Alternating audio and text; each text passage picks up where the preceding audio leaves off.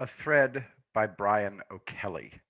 Why Donald Trump has already won. The rigged and manipulated votes are only one reason why Trump will be victorious. Link in the thread. Brian O'Kelly tweets a 2017 Smartmatic executive quote, "It is therefore with the deepest regret that we have to report that the turnout numbers for the Constituent Assembly were tampered with. The turnout was manipulated." Brian continues. Was it just hubris when Mike Pompeo said that there would be a smooth transition to a second Trump administration? What does Pompeo know?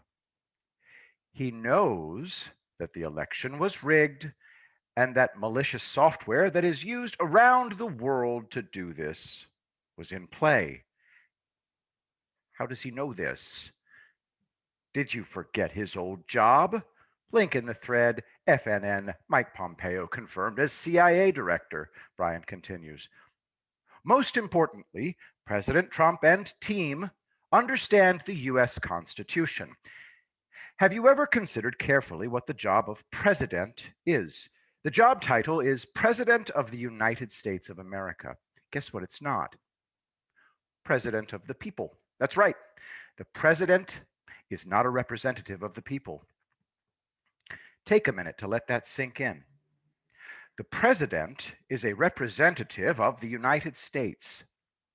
He is there to represent the interests of the several states to the federal government. The job is to administrate the government in concert and coordination with the consent of the states, not the consent of the people.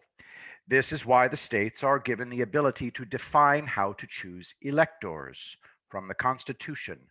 Quote, each state shall appoint in such manner as the legislature thereof may direct a number of electors equal to the whole number of senators and representatives to which the state may be entitled in the Congress, but no senator or representative or person holding an office of trust or profit under the United States shall be appointed an elector. Read that again. Pay particular attention to the part about where the people vote. That's right, Virginia. The Constitution nowhere says that you get to vote for president. Not once.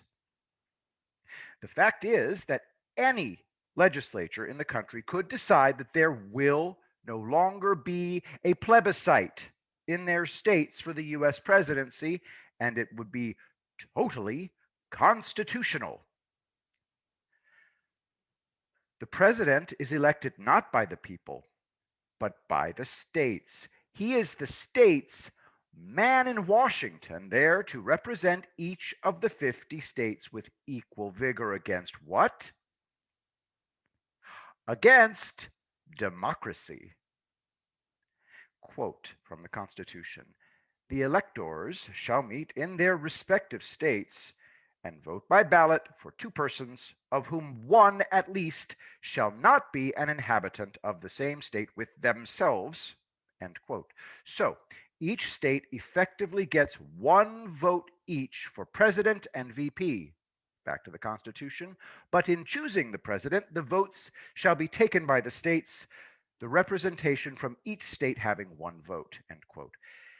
This election hasn't happened yet. It's December 14th.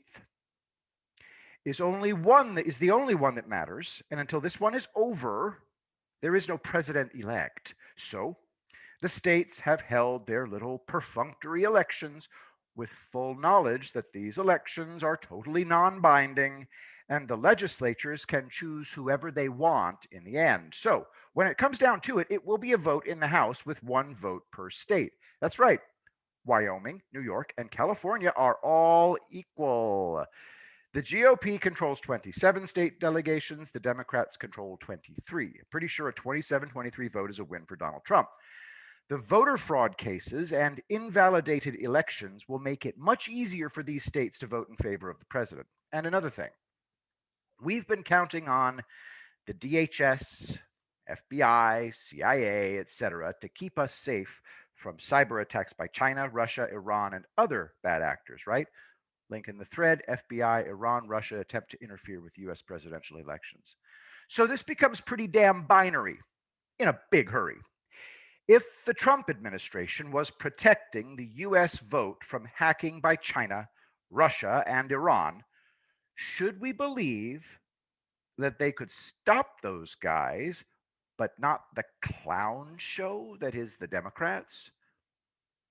There is no universe where the Democrats' voter fraud operation is more sophisticated than the US Cyber Command and the US military and the Department of Homeland Security.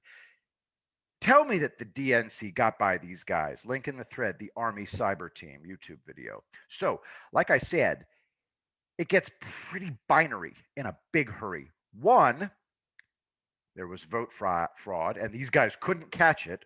Or two, evidence has been collected since the president issued this executive order.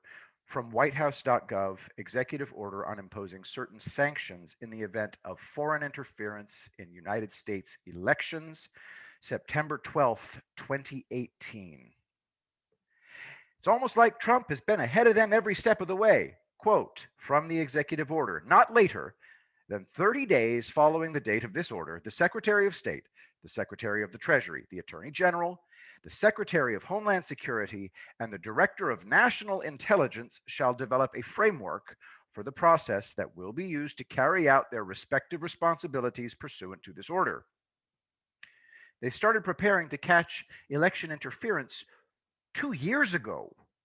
It's pretty broad. Quote, the term election infrastructure means information and communications technology and systems used by or on behalf of the federal government or a state or local government managing the election process, including voter registration databases, voting machines, voting tabulation equipment, and equipment for the secure transmission of election results. And there it is. The machines, operations, and the rest can be federally inspected and supervised. So relax, go to church, enjoy your family, and know that when it's all said and done, the states will re-elect Donald Trump for 4 more years. I will be the greatest president that God ever created.